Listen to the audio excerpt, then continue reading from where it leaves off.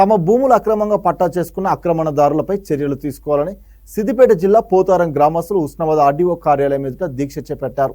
తమ భూములు తమకు ఇప్పించాలని డిమాండ్ చేశారు. పోతారం గ్రామ శివారులోని భూములను భూ ఆక్రమణదారులు అక్రమంగా వారి పేరిట పట్టాలు చేసుకున్నారని బాధితులు తెలిపారు.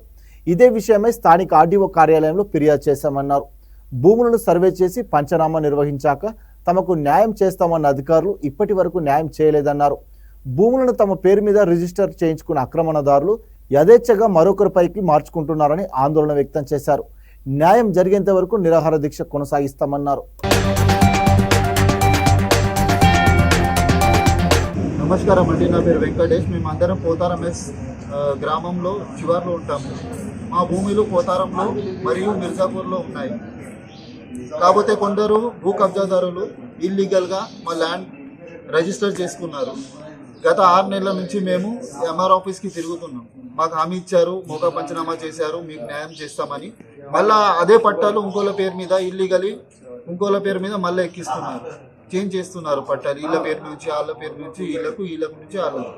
మేము ఏ నమ్మకం మీద కూర్చోవాలి? ఇక్కడ ఏ నమ్మకం మీద మేము ఆగాలి? ఇక మాకు నశించిపోయి ఇవాళ మేము నిరాదీక్ష కోసం ఇవాళ కూర్చున్నాం.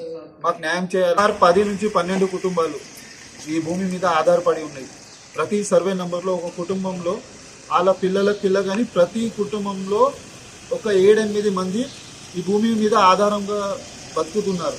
కాకపోతే మాకు మాట ఇస్తున్నారు చేస్తామని ఎవరు న్యాయం చేయట్లేదు.